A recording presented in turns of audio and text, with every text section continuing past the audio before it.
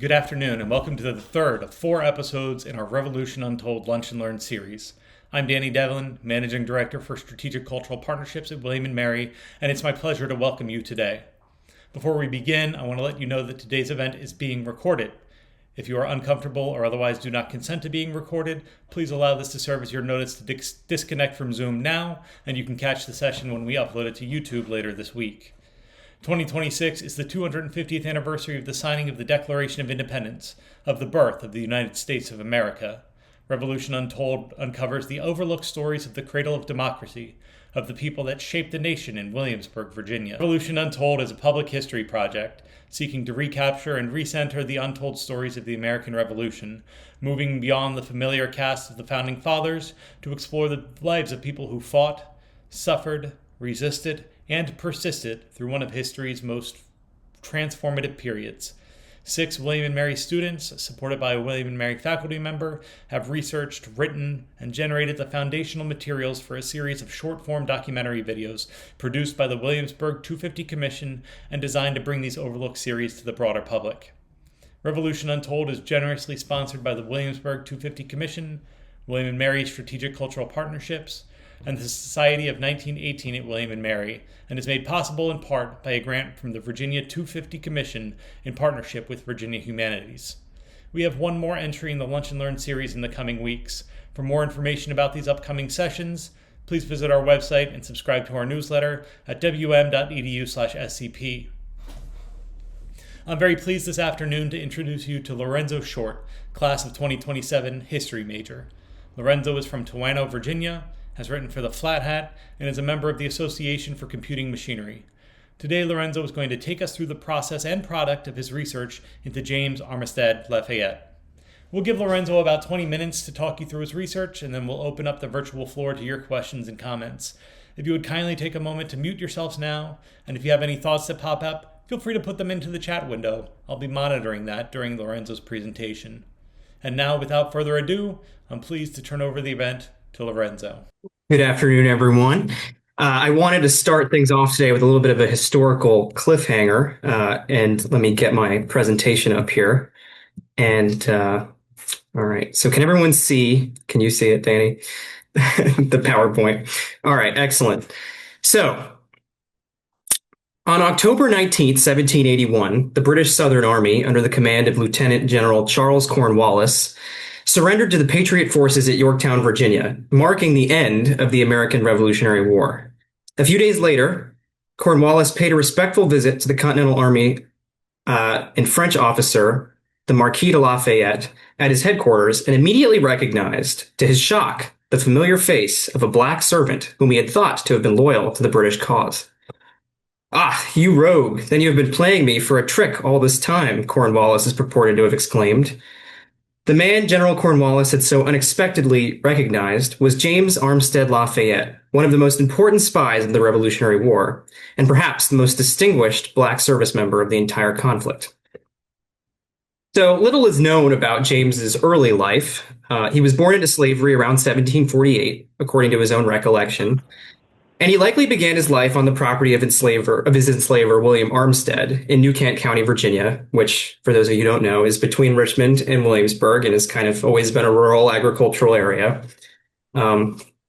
He likely grew up there, and then around the time of the Revolutionary War, William Armistead began to serve as commissary of the new state of Virginia, and the commissary of the state provided supplies for the army and for the war effort in general, and helped procure these supplies and then send them out through the state. Through this job, it's likely that James became literate or used literacy skills, as later testimony in the General Assembly shows that he was likely literate. So it is possible that James met General Lafayette in Richmond through William Armistead's work as commissary of Virginia. Or, even more likely, he met Lafayette when Lafayette was on his way eastward, commanding the Army of Virginia. He was moving through New Kent and was helping to resupply his dwindling army. And then around this time, he felt that there was sort of a crunch for men in his final assault on Cornwallis. And so on July 1st of 1781, Lafayette wrote to Thomas Nelson, governor of Virginia, and asked about the possibility of recruiting 150 black men to act as foragers and pioneers. It is possible that James answered this call, or he could have just met Lafayette while he was on the road. Either way, James was sent to serve as a double agent, joining the British Army in Portsmouth as a forager and servant. James had infiltrated the British camp in Portsmouth, Virginia by July 31st, 1781, when General Lafayette wrote to General Washington in a letter. A correspondent of mine, servant to Lord Cornwallis, writes on the 26th of July at Portsmouth and says his master is still in town but expected to move. He added later, the greatest part of the army is embarked, and went on to describe how many ships, frigates, and sloops were in the Hampton Roads and how many were in Portsmouth preparing to leave. This information was made possible to Lafayette through James Armistead's detailed espionage. James's information and exploits were then relayed from Lafayette to Washington in numerous letters. As a spy, James was able to take advantage of his racial identity due to the biases of the era, and so it was not uncommon for black men to serve the British Army as servants and as foragers because they knew the surrounding environment quite well, and they kind of didn't really stick out of the way. So James was able to slip information through the British lines to the Continental Army without much thought on the part of the British. This, of course, became disastrous for them. The information that James provided was specific as to when Cornwallis was making his movements and what troops he had and what naval actions would happen as well. James picked up his information from overheard conversations when he was serving and waiting tables in Cornwallis's British headquarters. And later, something that required more dexterity was actually smuggling papers from General Cornwallis's headquarters. These were confidential papers that Cornwallis kept a tight watch over. And this is something that Lafayette attests to later in letters to Washington. James spent his life carrying this information in these papers due to the fact that it was confidential information, and B, he was serving as a double agent. And so he was technically commissioned by the British Army to serve for them. And in fact, on numerous occasions, they asked for intelligence from the continental side from him. And he would provide them with just enough information to keep them happy while also continuing to ferry documents and information back to the Continentals. The information that was provided by James in this several month span between late July and early October was extremely valuable to General Lafayette, General Washington, and General Rochambeau. Because once they knew that Cornwallis and the British Army would be moving northward up the peninsula to then not only travel through Yorktown, but to stay there and make that their new camp, Lafayette and Washington saw this as an opportunity to box them in and close them into a point which they would have to surrender. Any hope of being able to escape was erased by French Admiral de Grasse crushing the British Navy and keeping them at bay through his blockade of the Chesapeake Bay, and the British had no choice but to surrender. To understand the extraordinary nature of James's service, it is important to take a moment and contextualize Black service in the Revolutionary War. Historians have long debated the motivations of why Black men fought in either side of the Revolutionary War. While leaders of the revolutionary movement espoused values of liberty and freedom, many were unable to separate themselves from the contradictory practice of chattel slavery. While some argue that revolutionary messaging of the era rang hollow for African Americans, both free and enslaved African Americans would have been exposed to and perhaps were perceptive to revolutionary ideals. It is difficult to quantify the sentiment of an entire population, so like many things, the truth is probably in the middle, and Black people probably served for a mixture of both ideological and pragmatic. While the British forces famously promised amnesty to slaves who would run away from their masters and aid their cause, not all slaves did. Some felt they could possibly achieve their freedom through meritorious service in the patriot cause, and over 5,000 Black men are estimated to have fought in the American Revolution on the side of the patriots. James was perhaps the most notable person to do this, although he did not fight as a combatant and instead served as a double agent. which was sort of a sticky legal gray area. In his recollections to the General Assembly, James stated that he engaged in a war effort because he felt he would have a good chance to win his own freedom in the process. And so again, we see that pragmatic approach being taken by sort of the most famous poster child, James. By the end of the war, free black men had served in the Virginia militia, by the time of the war, since 1705, but were required to muster for service without bringing arms, and instead performed mostly manual labor and support tasks. It's also important to note that before the war, the Virginia militia was kind of a boys' club in a lot of places.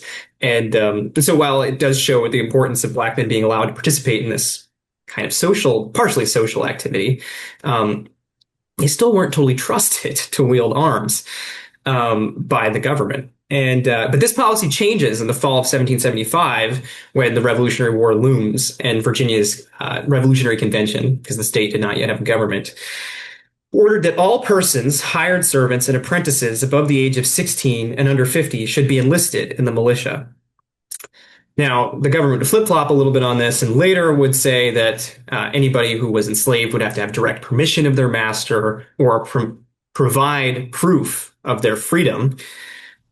Still, many men did serve in the patriotic cause. Some people held a negative view of black men serving. One such officer, General Philip Schuyler, remarked that black service members disgrace our arms and questioned whether it was consistent with the Sons of Freedom to trust their all to be defended by their own slaves. Now, this is not only highly offensive, but it does illustrate that key contradiction we mentioned earlier, that the society being, essentially propagated and propped up by chattel slavery, was also being supported by them in war for their independence when they espoused all of these revolutionary and liberal ideologies. Now, many others were supportive of their role in the war, including Lafayette, who would later become a pretty staunch abolitionist. Now, he was also French, but he would occasionally come over to the United States to talk to Washington about his abolitionist causes. Now, well, it was not unusual, as you've now heard, with 5,000 black men serving the patriot cause, for freed and enslaved black men to serve. Most were prohibited from positions of distinction and authority, remaining privates for the duration of the conflict. No other black man, and hardly any white man, could come close to the folk hero status that James would achieve later in his life, as we will see. So we're going back to another historical moment. This is another important one in this narrative. In 1824, President James Monroe invited General Lafayette, the last living leader of the Continental Army, on a grand tour of all 24 U.S. states. In Virginia, Lafayette received a hero's welcome, and in an opulent parade through the state capitol in Richmond, as General Lafayette made his way through the throngs of spectators and Revolutionary War veterans in Richmond's Capitol Square, he suddenly spotted a familiar face in the crowd. Quickly, he called to the man by name and stepped out of his carriage to greet him with a warm embrace, in full view of the crowd. As you can probably guess, the man General Lafayette greeted with such delight on October 26, 1824, was none other than James Armistead Lafayette, who was now an old man, as was General Lafayette. Following the surrender at Yorktown, so forwarding back in time, James would return to the service of his enslaver, William Armistead. Some scholars argue that Armistead was proud of James's service and was sympathetic to the idea of eventually granting him his freedom and helping him to petition for it. Armistead himself would begin serving in the Virginia General Assembly, and James would accompany him on his trips to Richmond. In 1784, James would make the acquaintance of General Lafayette again, while the latter was paying a visit to George Washington in Richmond. At this point, Lafayette provided him with a heartfelt commendation to show his appreciation for his service and to help him in his attempts to win his own freedom. Lafayette wrote, "This note is to certify the bearer by the name of James has done essential services to me while I had the honor to command in this state. His intelligences from the enemy's camp were industriously collected and faithfully delivered. He perfectly acquitted himself with some important commissions I gave him, and appears to me entitled to every reward his situation can admit of." It's hard to think of any more glowing of a review that one of the most revered military generals of this period I could have written. Now, Virginia had passed a law just the year prior in 1783, freeing all slaves who had permission of their masters to serve in the army.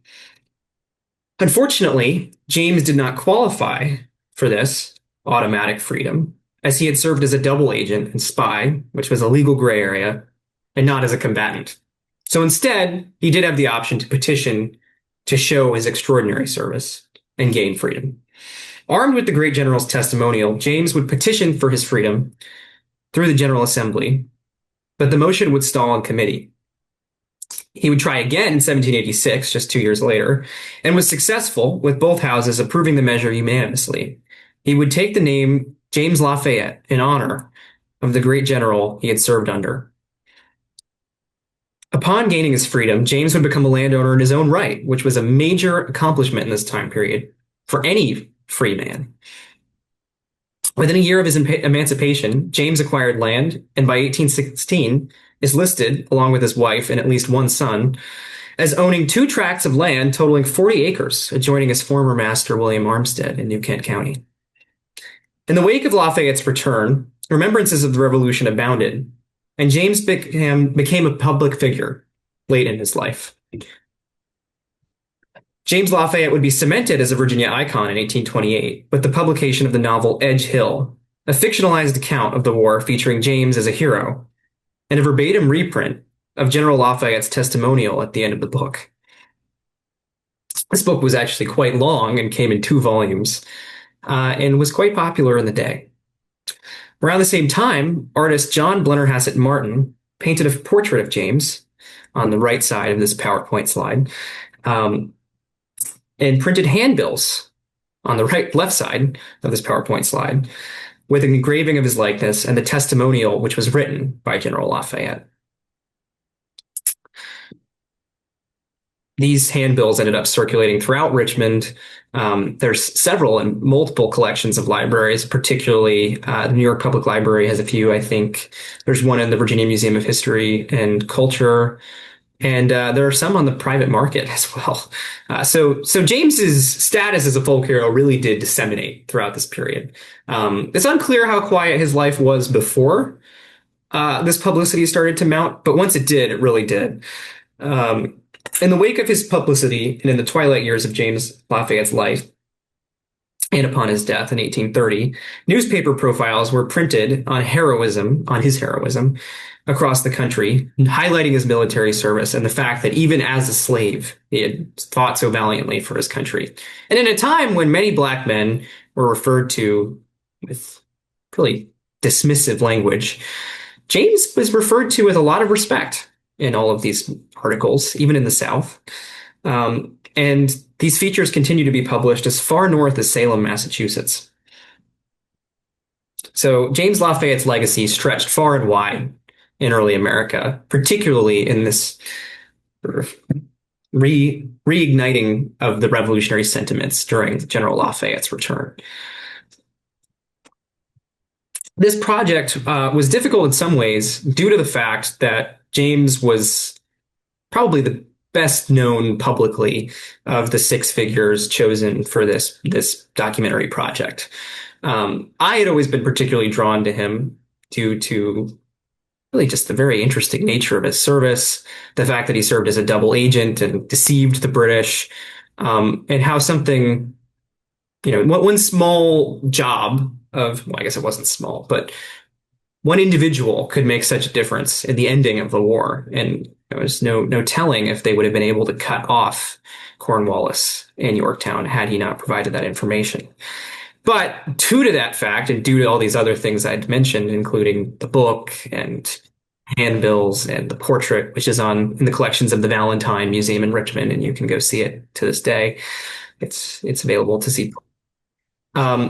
He became quite a bit of folk hero, and there are accounts, there are supposedly secondary sources of him from the late 19th and early 20th century that include a lot of apocryphal information. And so it became hard to separate myth from fact.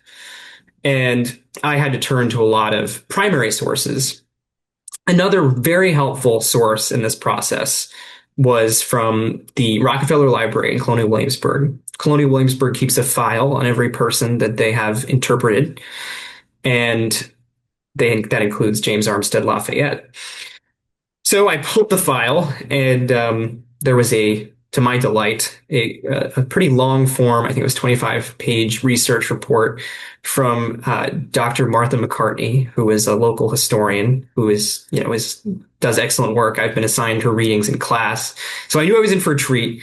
And she really, traces all of the property records and provides great pointers to primary sources that I could use to back up other information I had been seeing in history magazine articles from the Virginia Museum of History and Culture. I mean, they were written by historians, but they weren't peer reviewed.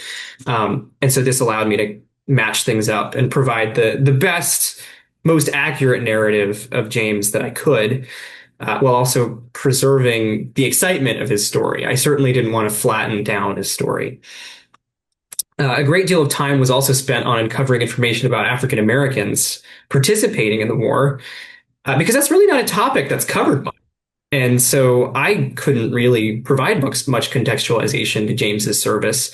And the more I read, the more extraordinary his service appeared, especially for the public commendation and support that he received, particularly in the General Assembly from his own enslaver.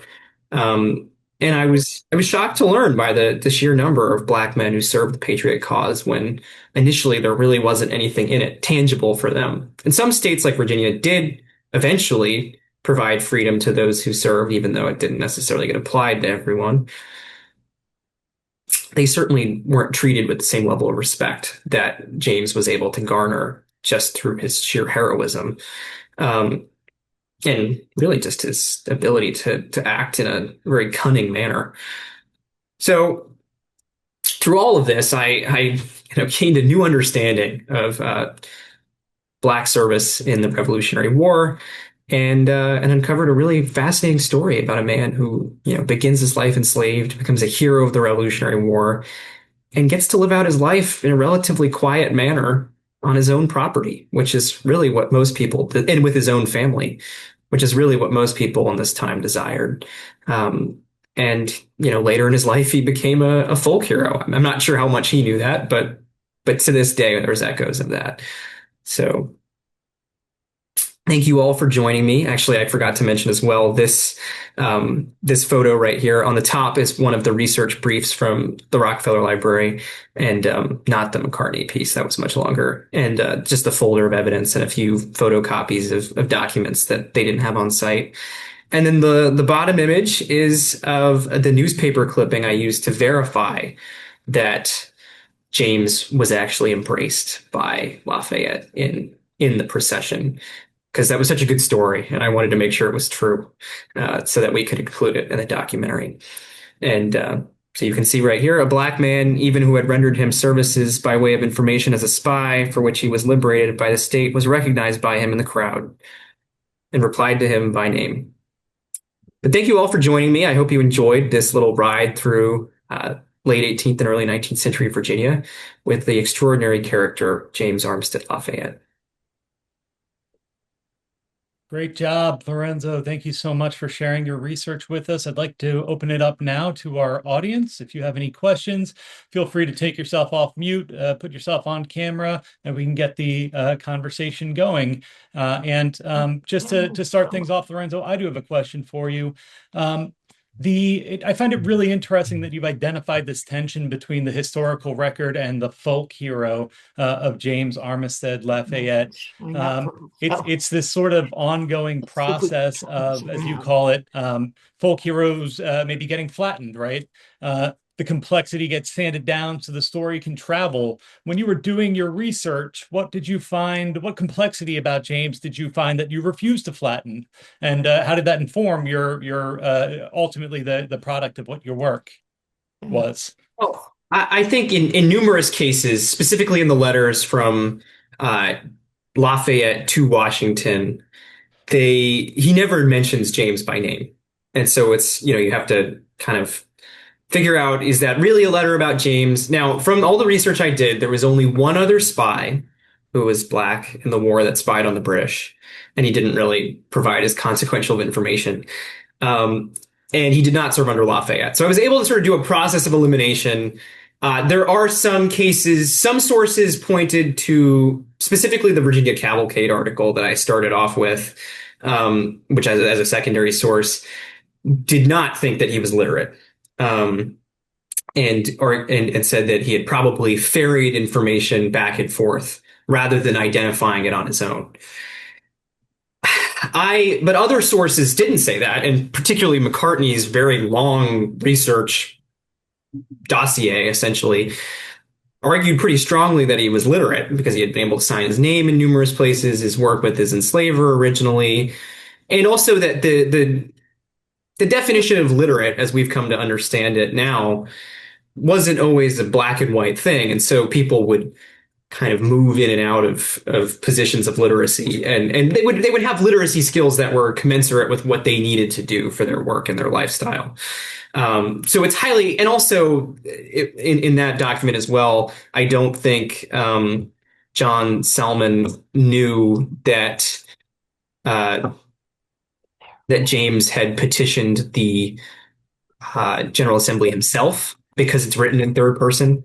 But actually, upon doing more research and from McCartney's research as well, that was likely written by him, or at least provide the information testimony was provided by him, because all briefings and affidavits like that were provided in formal third person at the time. So it's highly likely that he was literate, or at least, and also in documents that we've seen describing his work on the British side, he seems to have been able to ascertain what was important information and was able to look for papers in Cornwallis's office. And again, that shows agency on his part. So I didn't flatten him and say that he was just bringing back and forth. I kind of came to the conclusion. I'm glad you found the other charger. Good. Thank you, Lorenzo. Any other questions for Lorenzo? Yes. I just want to note that at least a couple of years ago, the private International Spy Museum in Washington, D.C. had a display about James Lafayette. The information in the display did not parallel everything we've heard, but at least it recognized this black man who was of great service to the U.S. during the Revolutionary War. Certainly, yeah, and that is the nice thing about James, is that he is known and is a hero to some people, and so I wanted to bring him to a wider audience and recognize him. But yeah, he certainly does get recognized a fair amount. But to me, that was also a point of excitement because that happens with so few of these people. But that sounds like a great exhibit to go look at. I'm glad they did that because it's a really neat story, and it's a really inspiring story as well. Yeah, thank you for sharing that. That's great information. We have a question from Maureen Holbert in the chat that asks, Lorenzo, did you find any evidence that James Armistead Lafayette spoke French, which could be another potential connection to the Marquis de Lafayette? I did not. I've not seen anything to that effect. That would be very interesting to investigate. But yeah, as far as I know, he did not. I believe the Marquis de Lafayette spoke quite fluent English. Although I will note, and this was another interesting detail I neglected to include in this presentation, Lafayette was only 23, I believe, at the time of his sort of tete-a-tete with Cornwallis. And so that was interesting to me because I'm 20. It's hard to imagine me leading the Continental Army and going up against a pretty feared British commander back and forth across Eastern Virginia. So, anything else? Any other questions? I'm happy to answer anything about James or this research or even William and Mary or Williamsburg or the 250th. Okay, well, Lorenzo, seeing nothing else, I think we can thank you very profusely for your really great work on this topic for us. And I want to thank all of you for joining us for our third Revolution Untold Lunch and Learn. Our next session will be investigating Rachel Finley with Alexa Chambers on Friday, April 10th at 1 p.m. So note that this is slightly different than our normal Monday at noon cadence. This will be Friday, April 10th at 1 p.m. You can scan the QR code to go to the registration page now, or you can join our mailing list for updates and reminders by visiting us on the web at wm.edu/scp. We are extremely grateful to our sponsors, the Williamsburg 250 Commission, the Society of 1918, and the Virginia 250 Commission and Virginia Humanities, and of course, donors to Strategic Cultural Partnerships, whose generous support has made this research possible. By sharing these stories, we remember more fully, understand more clearly, and expand the story of the American Revolution. Thank you for joining us, and we look forward to seeing you next time.